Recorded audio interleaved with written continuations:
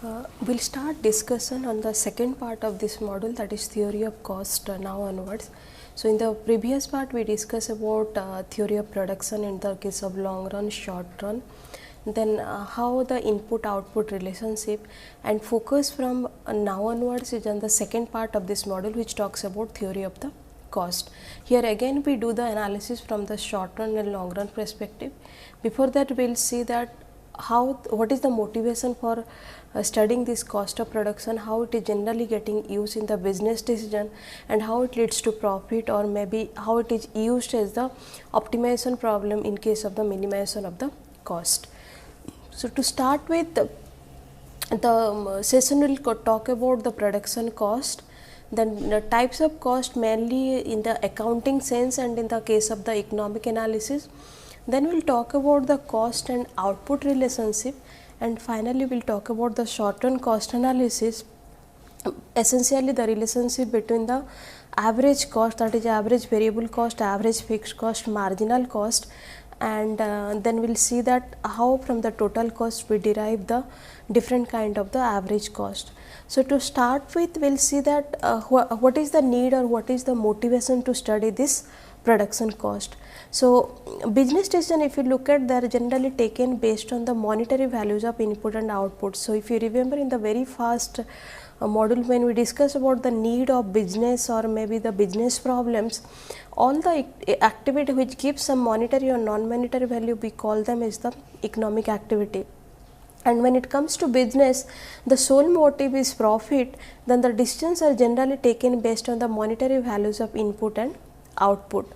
The quantity of input multiplied by the respective unit price will give the unit price monetary value or the cost of production.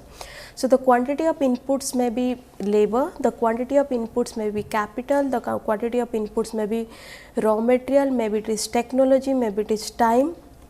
In all these cases, when it gets multiplied, the quantity get multiplied with the respective price or respective unit price, that gives the monetary value or the cost of the production.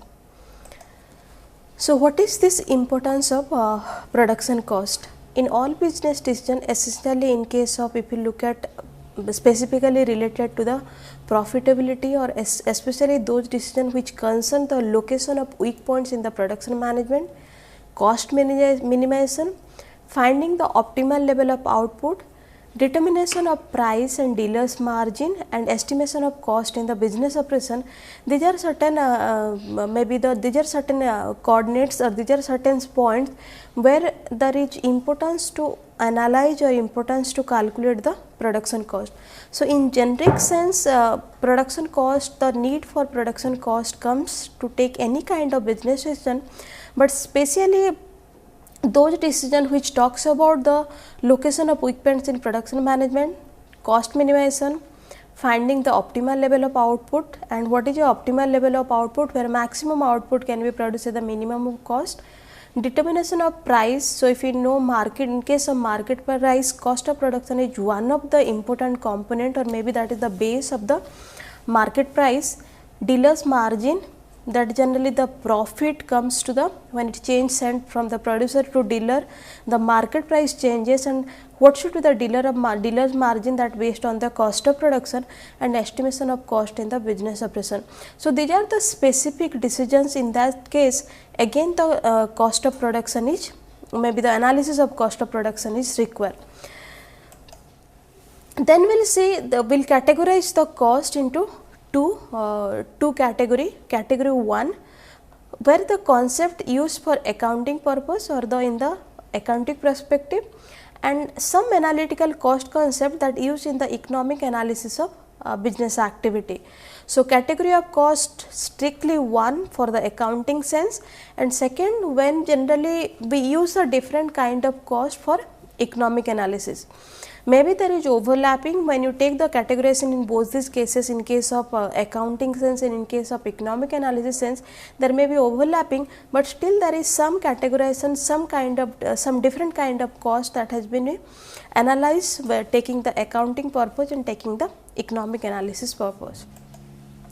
To start with, we will talk about that whatever the categorization or whatever the different kind of cost comes under the accounting cost concept or maybe the accounting domain. So the first the first type comes here is the opportunity cost and actual or explicit cost. So one is opportunity cost and second one is the actual or explicit cost. So if you remember when we discussed this maybe the different concept that is getting used in managerial economics, then we spent a couple of minutes I think on opportunity cost, and opportunity cost is nothing but the cost benefit associated with the next best alternatives. So opportunity cost can be seen as the expected returns from the second best use of an economic resources which is foregone due to scarcity of resources. So let's go back to the initial decision of or initial discussion on opportunity cost. How opportunity cost comes into picture is resources are scarce, and that is the reason the resources cannot be used for all this activity. Generally the producer makes a priority list and where to spend the or where to use the resources, and generally they use the resources on a specific activity. Now the concept of opportunity cost comes here with the fact that if the same resources could have been used for the other activity, what would have been the benefit, that is strictly the opportunity cost for this present activity. So the benefit what would have been received from the other activity by using the same kind of resources, that is the opportunity cost of using these resources. So opportunity cost can be seen as the expected return from the alternate use or the expected return from the next best alternatives, and that is the opportunity cost of the present activity.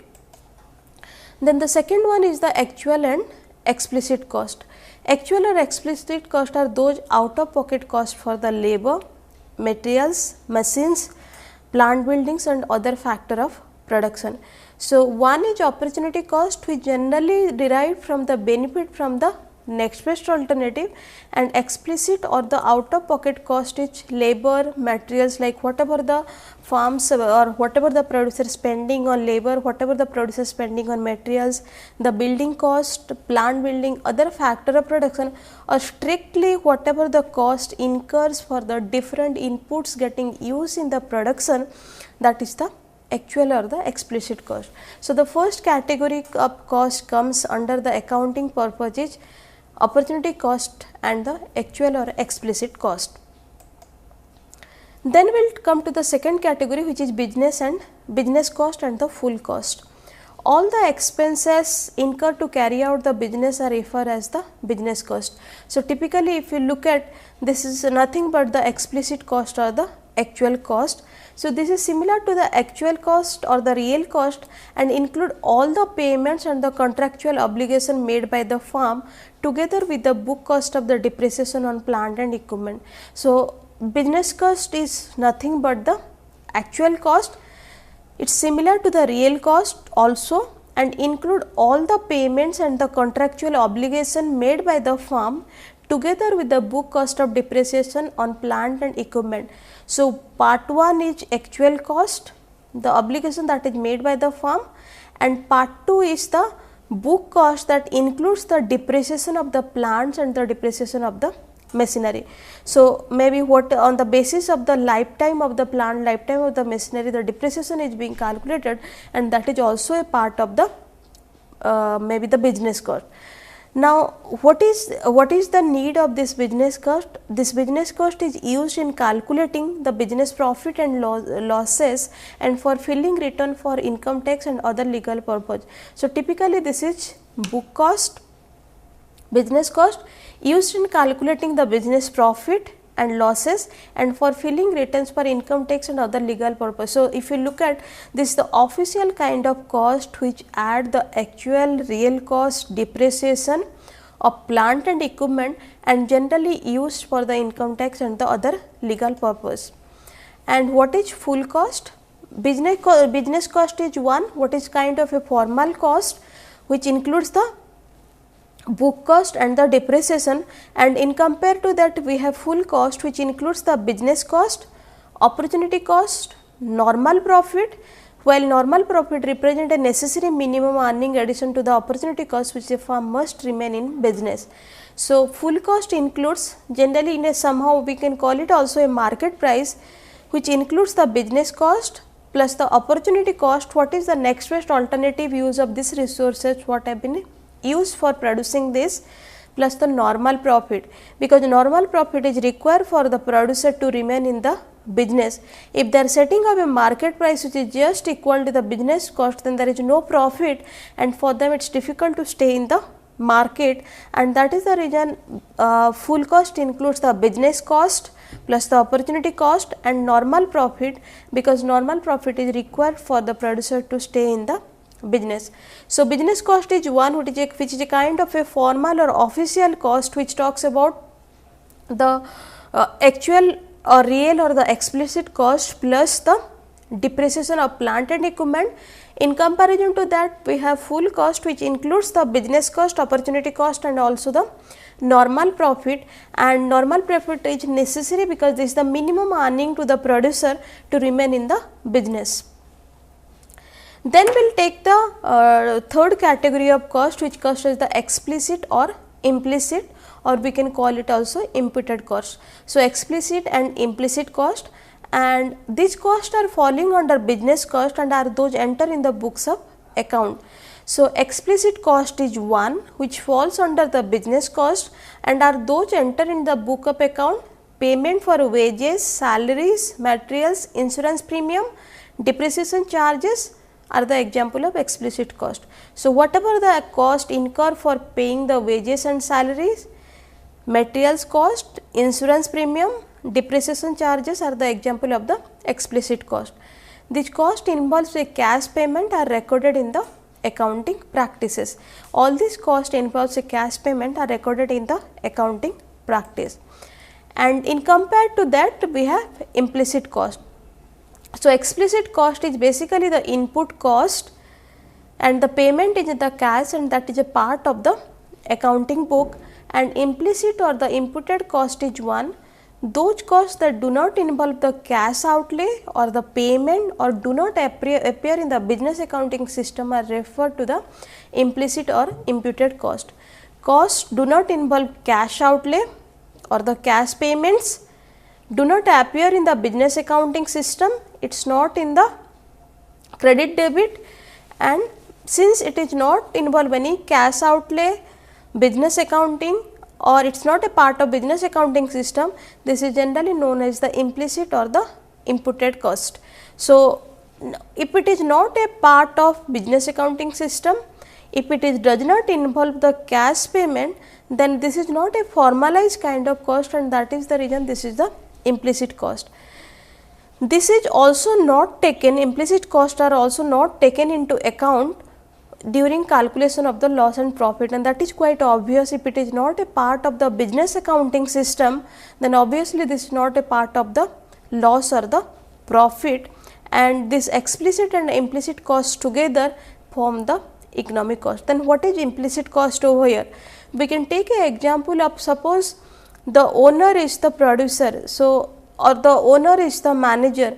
So, if the owner is working as a manager, then generally the resources is getting used freely, there is no cost associated with it. But there is a cost associated with this because owner has some market value, and if he is working in some other places, maybe he has incur some cost, the farmer, the producer has to incur some cost for it, and that is the reason this is part of the implicit cost for this present activity, and explicit and implicit cost together they form the economic cost. Then we will take a fourth category of cost in the accounting purpose, that is out of pocket and book cost.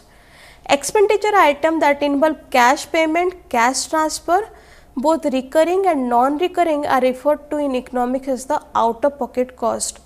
So, all the expenditure what the farm incurs, all the expenditure what the producer incurs that involve cash payment or the cash transfer, both recurring and non-recurring are referred in economics as the out of pocket cost. All the explicit cost including wages, rent, interest, cost of material, maintenance, transport expenditure and the like are in the classification. So, if you look at this out of pocket includes wages, which is recurring, and also it's recurring, actually it's recurring, it's on a continuous basis till the production is on, the labor is going to get used by the producer and the wages are going to be paid. Rent, till the time the production operation is there, you need to pay the rent for using the land. Interest, till the time production operation is on, you need money to invest on it and you need to pay the interest for it. Cost of material, till the time production operation is on, you need to use material for the production process and that also incurs on a payment basis. Maintenance, transport expenditure. So, if the production operation is on, all these inputs are on a recurring basis and the producer has to continuously spend on it. These are all part of out of pocket cost. Now, we will see what is book cost. So, out of pocket cost is all explicit cost which reoccurs on a continuous basis, that is the out of pocket cost. Then what is book cost? Some actual business cost which do not involve the cash payment, but a provision is made in books of account and they are taken into account while finalizing the profit and loss account. Such costs are known as the book cost. So, book cost, how it is different from the implicit cost? If you look at implicit cost, they do not appear in the business accounting system, they are not being calculated in case of loss and profit, and in the similar line what is book cost?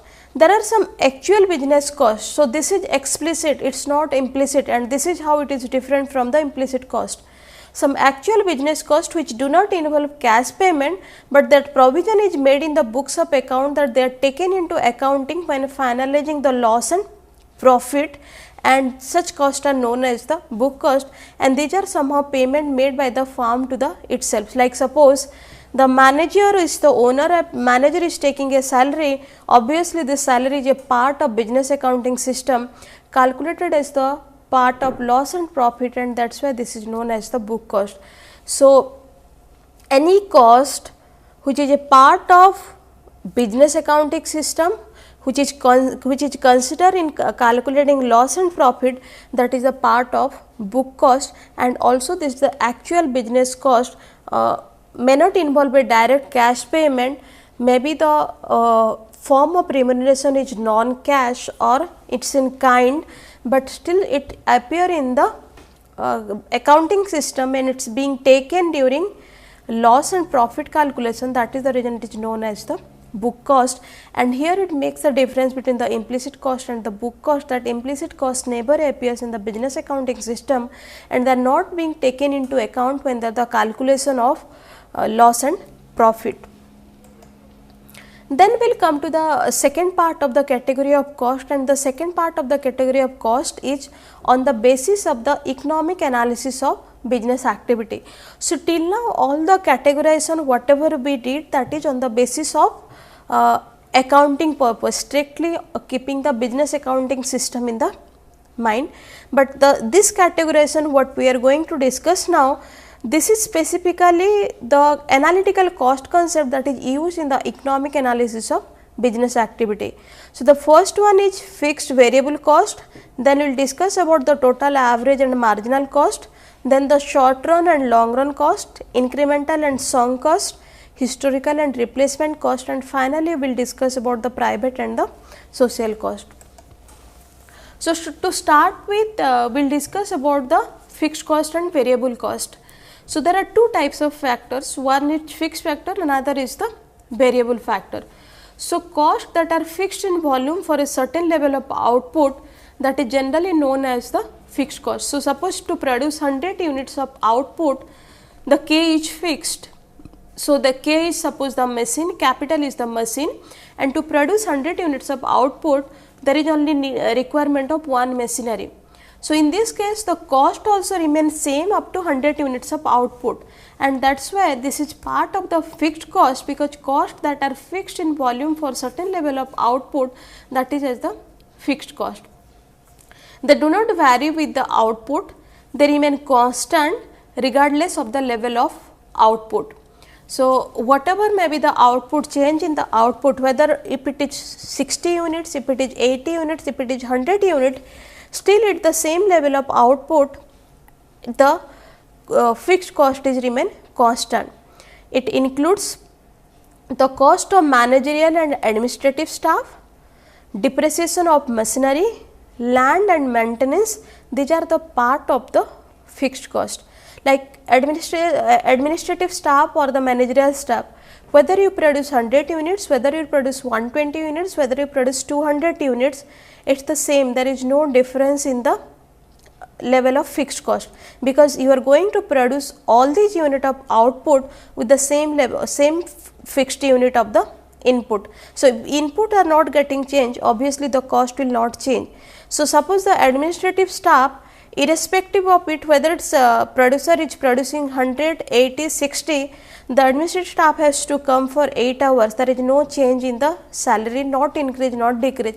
So, the cost incurred through the salary that remain constant, and that is the reason we consider the cost associated with the administrative expenses as the fixed cost of production.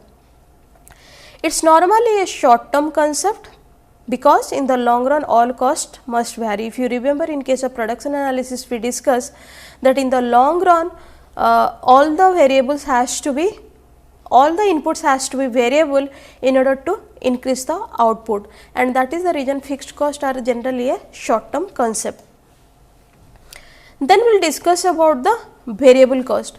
Variable cost are those that vary with the variation in output, and whenever there is a variation in the output, that leads to variation in the input, and if there is a variation in the input, that leads to the variable cost. It includes cost of raw materials, running cost of fixed capital such as fuel, repairs, routine maintenance expenditure, direct labor charges associated with the output level, and the cost of all other input that may vary with the level of output. So, variable cost are those that vary with the variation in output, includes cost of raw material, running cost of fixed capital such as fuel, repairs, routine maintenance expenditure, direct labor charges associated with the output level, and the cost of all other input that may vary with the level of output. So, if you look at in the long run, all the costs are variable, because all the factors are all the inputs are variable. Total, average and marginal cost. The total cost refers to the total expenditure on the production of goods and services. It includes both explicit and implicit cost. The explicit cost themselves are made of the fixed and variable cost. So, total cost is the total expenditure on the production of goods and services. It includes both explicit and implicit cost. The explicit cost themselves are made of a fixed and the variable cost. Total, average and marginal cost. So, in that context we will talk about the average cost. Average cost is obtained by dividing the total cost by total output. So, average cost is nothing but the cost per unit of output. So, average cost is total cost divided by the Q. Q is the number of unit of output and TC is the total cost. So, average cost is the per unit cost of the output. Total cost is the sum total of expenditure made on the production of goods and services. And what is marginal cost? Whenever the concept of marginal comes, it is the addition to the total cost when you are producing one more additional unit of output. So, marginal cost is the difference between the total cost in the previous unit of production and the current unit of production. So, marginal cost is the addition to the total cost on account of producing one additional unit of a product.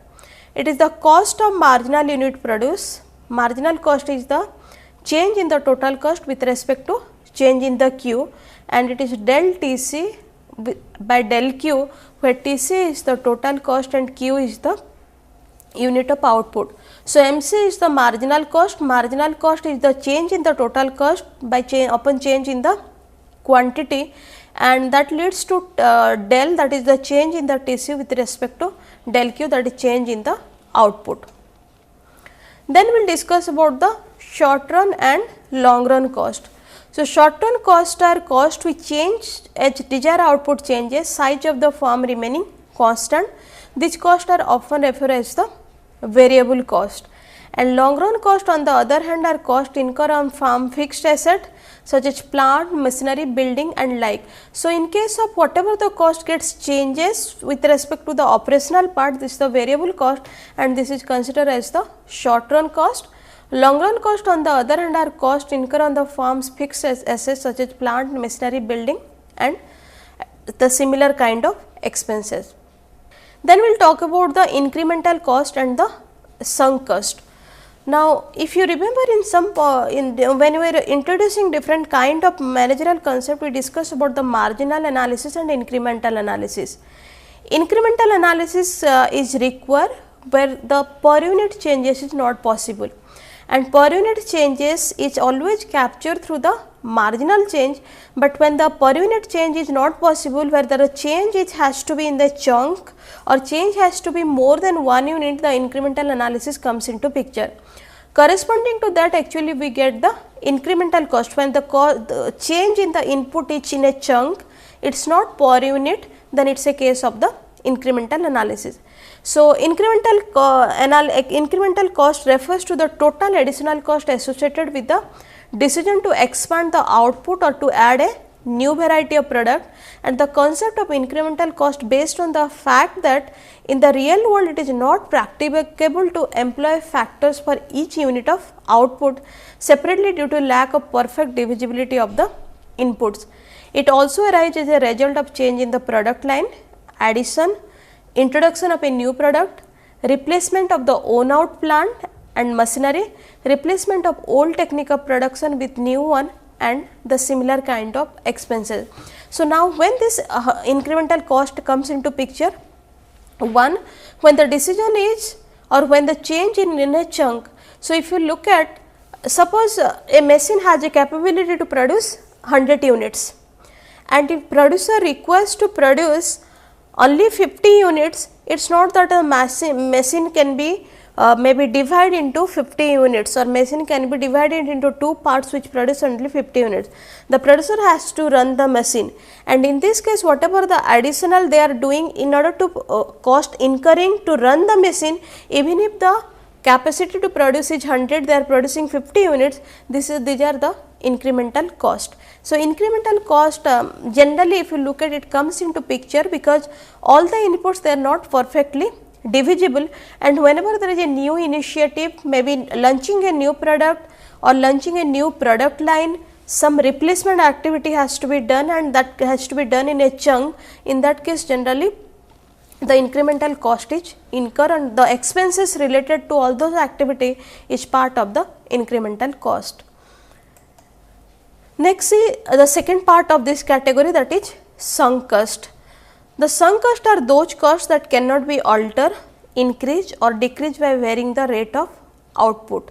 So, sunk costs are those costs that cannot be altered, increased or decreased by varying the rate of output.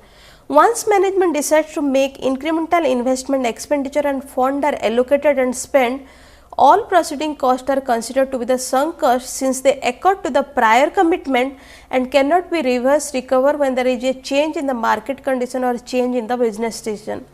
It is like once the firm or the management decide to make incremental investment expenditure on a new product, maybe a new product line, replacing a existing line, replacing a existing product, once the expenses or once the funds are being spent, then whatever the cost proceeding that has to be, that is considered as the sunk cost, because since they occur to the prior commitment and cannot be reverse recovered when there is a change in the market condition or the change in the business decision.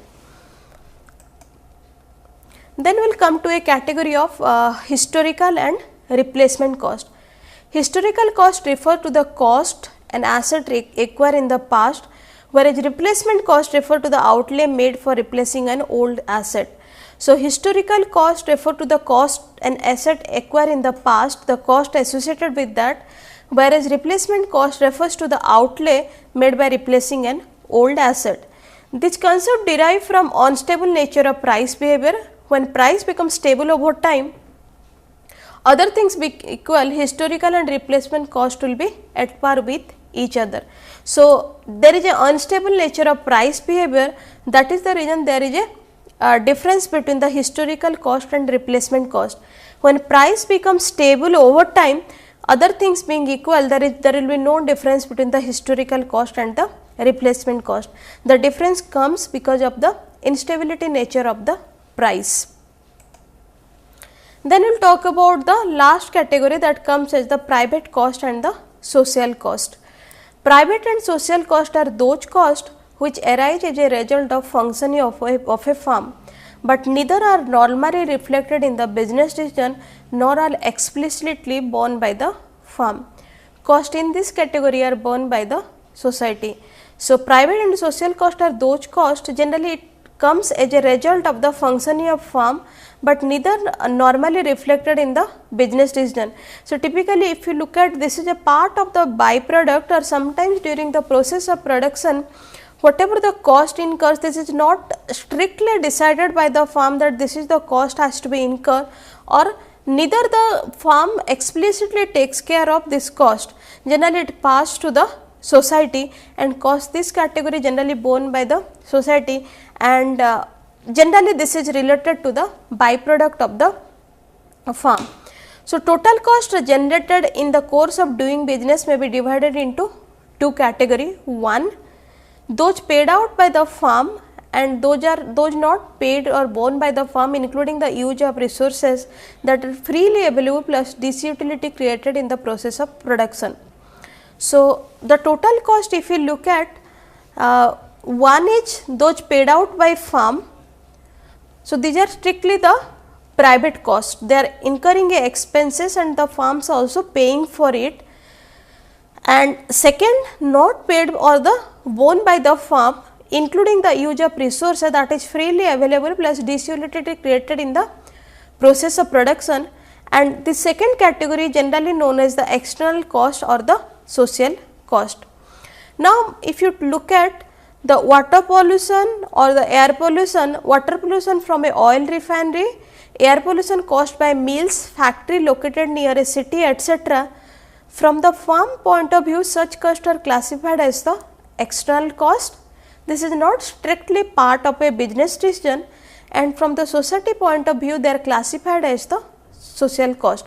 So, pollution, if you look at, they are the byproduct. It is not that it is decided in the business, it is a part of the business decision that the pollution has to be taken care of. So, water pollution from oil refinery, here the main product is oil, but the byproduct is in that process, since the waste or since the discharges are into the local water body, that creating a water pollution. Now, firm tries to say that these are external costs because this is discharge and somehow we have to make the discharge somewhere, and they are targeting the local water bodies for that. But who is getting affected by that? The society, the locality who is staying near the oil refinery, they are getting affected by that and they are incurring a cost to it. So, for the firm's viewpoint, this is external cost, but from the society, since even if they are not producing the product, they are exposed to the byproduct of the farm, byproduct of the producer, and that is the reason they are paying a cost to it. So, that is, this is known as the social cost. Similarly, air pollution caused by the mills and factory located near a city. Air gets polluted. This is part of external cost for the firm, because this is not a part, strictly part of their business decision. But for the society, those who are developing a respiratory diseases because of air pollution, because of they are staying in the locality where the factory is located and the factory is discharging, creating a air pollution, because of that they are developing a respiratory disease. This is the social cost to them. Since they are staying in a society, since they are staying near to a factory, they are incurring a cost to it. But for the firm, it is always the external cost. So, social cost and the private cost is one. Private cost that is strictly paid by the firm, but when it comes to the external cost or the social cost, it is not paid by the firm. Maybe it happens that sometimes the firm spends some amount of money in order to reduce the pollution or in order to treat the pollutant, treat the effluent, but when it comes to major chunk of the cost, it is always paid by the society, because since they are staying at the part, students they are staying in a society and it is a part of their social cost. So, if you look at in the last few slides we discussed about the category of cost in two cases. One where there is a accounting perspective, other when it is a case of the economic analysis.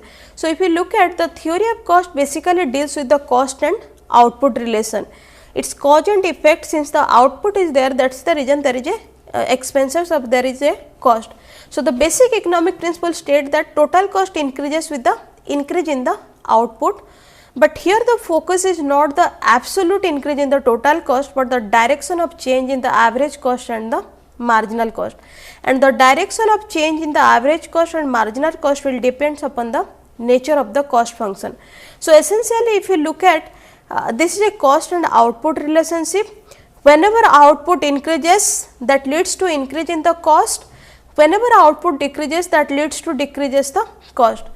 Here the focus in case of cost output relationship, the focus is not on the absolute increase in the cost due to increase in the output. Here the focus is that what is the average cost when output increases, what is the average cost when output decreases, what is marginal cost when output decreases, when the farm operates at different scale of the output, different scale of the production, what happens to marginal cost when the farms operate in the different scale, and the focus here is to know the direction of change in the average cost and marginal cost, and which we can know from the nature of the cost function.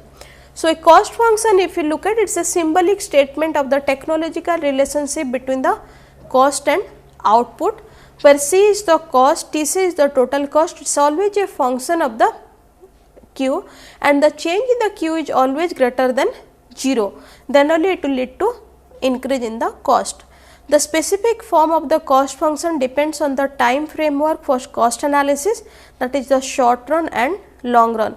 So, the specific form of the cost function depends on the time framework of the cost line, whether it is a short run function, whether it is a long run cost function, that depends upon the specific form.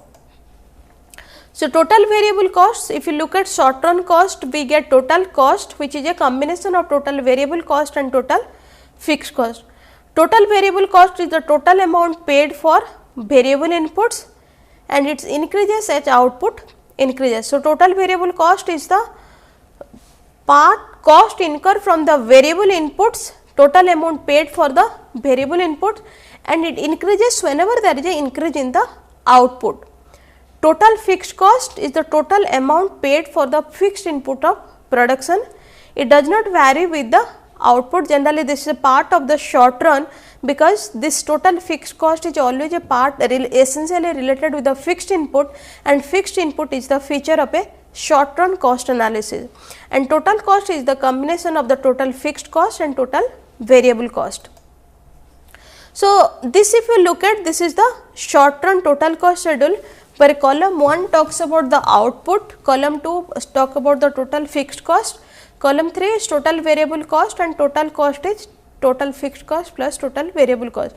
So, this is just a hypothetical example. So, if you look at from 0 unit to 600 unit, the total fixed cost is 600. So, there is no change in the fixed input from 0 unit to 600 unit, but from 100 unit to 600 unit the variable cost is changing, and that leads to all these changes in case of the total cost.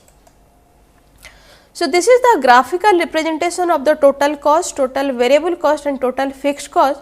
Since total fixed cost is fixed up to 600 units of output, this is just a horizontal straight line parallel to x axis, where x axis represents the unit of output and y axis represent the cost, and total variable cost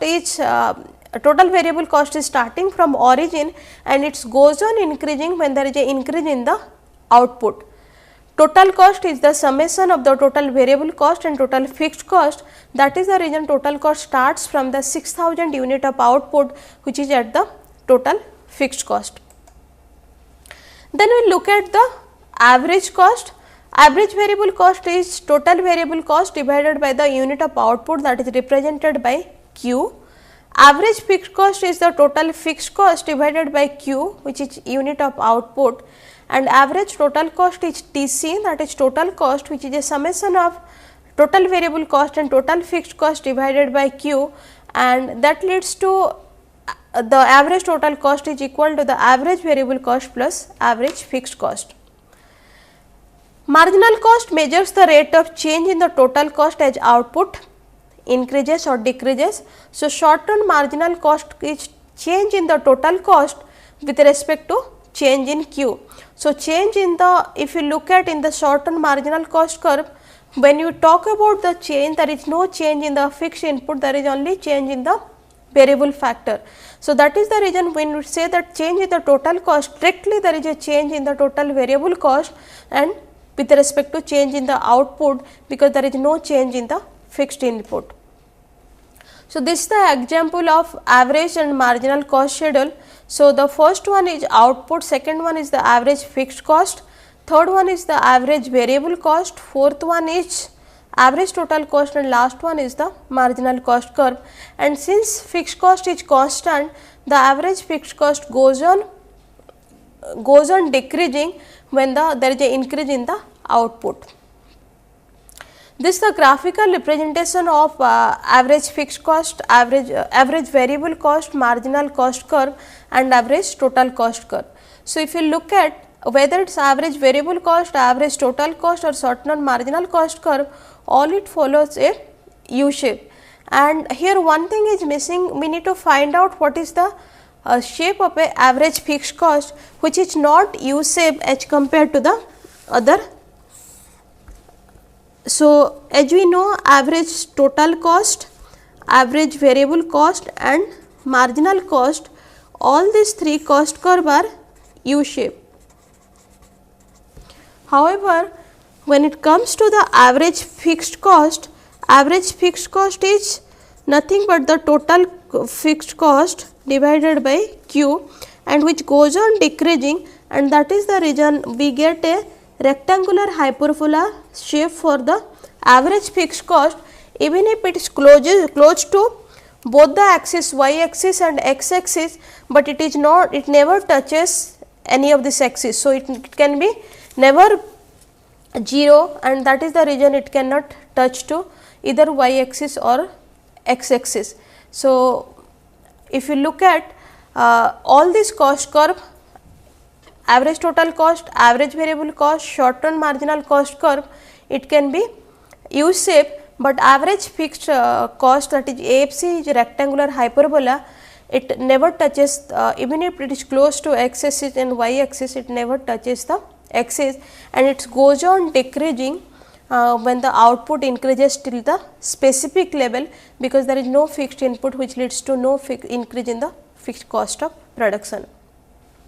Then we will come to the relationship between the production and the short run production and short run cost.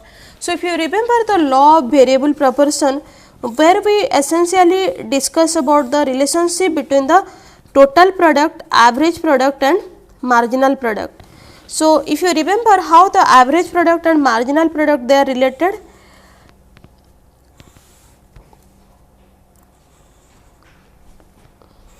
So, this is our marginal product, this is our average product.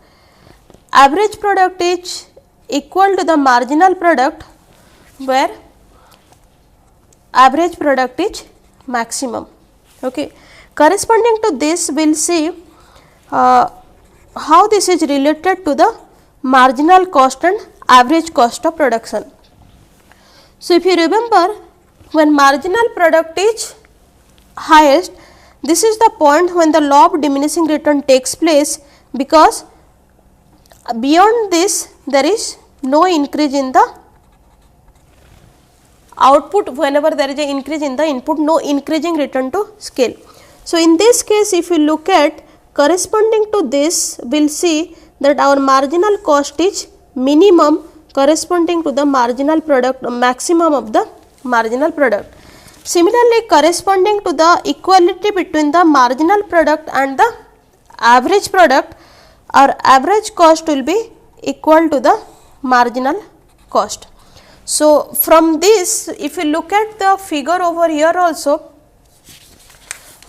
we are showing the average product and marginal product at the upper part of this graph and marginal cost and the average variable cost at the lower part of this graph.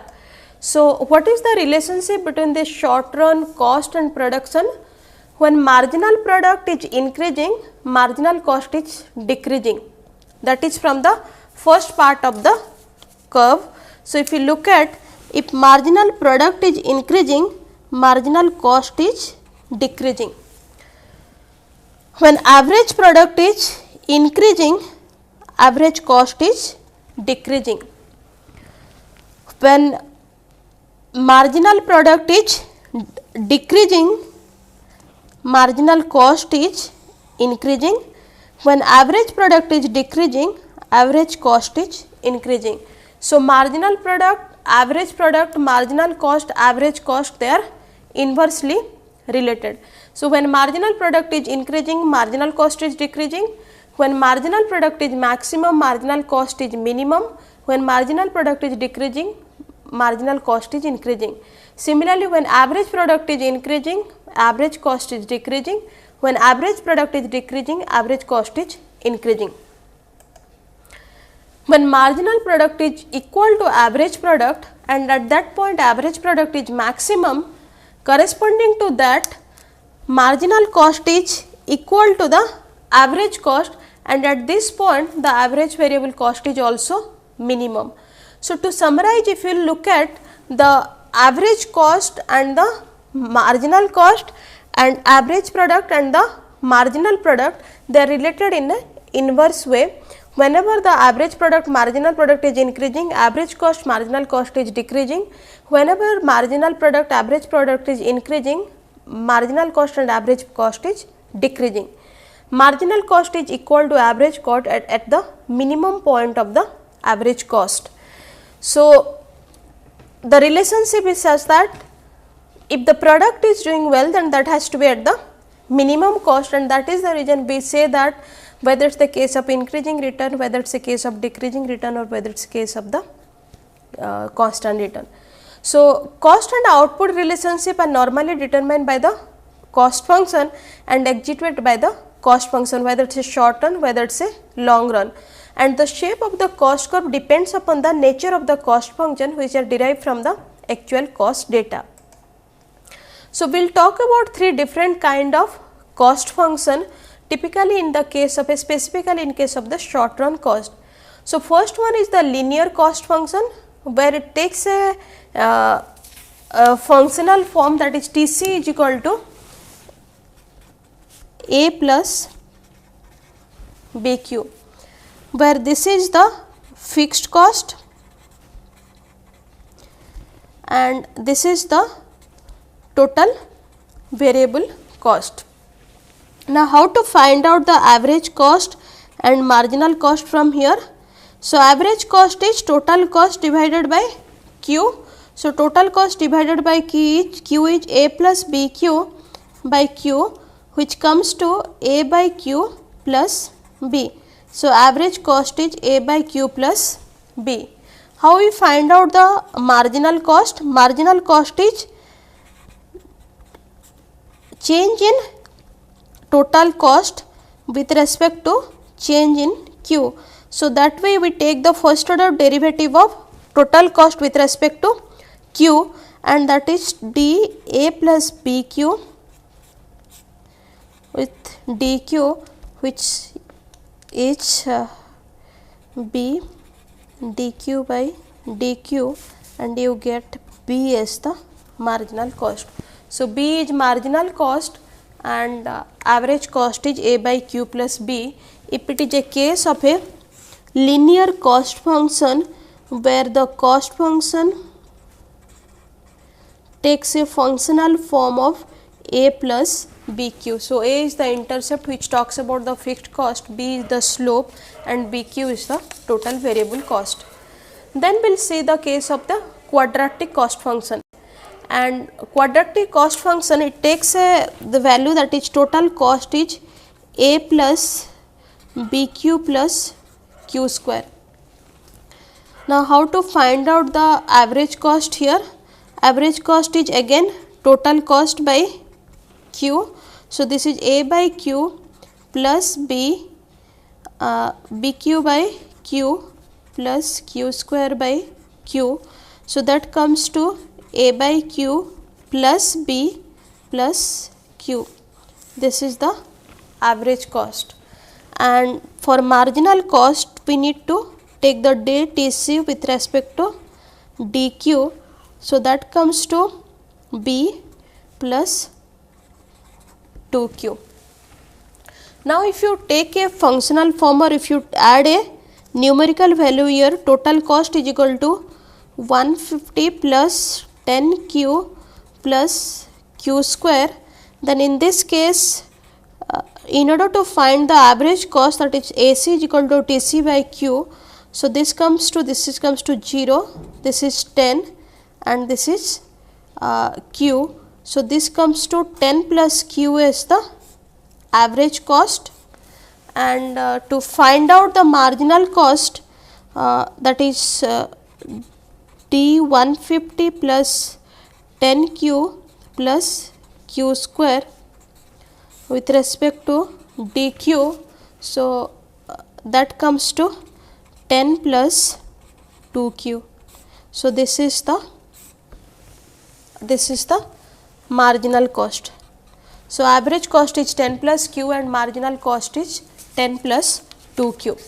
Then we will take the cubic cost function, and in case of cubic cost function, total cost is a plus bq minus cq square plus dqq. So average cost is total cost by q, which comes to a plus bq minus cq square plus dqq divided by q. So that comes to a by q plus b minus cq plus dq square, and marginal cost will be dA plus bq minus cq square plus dqq with respect to dq. So that comes to b plus 2cq plus 3 dq square. Now if you will take a numerical value with respect to cubic cost function, or we can say that total cost is equal to 10 plus 6q minus 0.9 q square plus 0.05 qq. We can make it two part. We can find out what is TFC, we can find out what is TVC.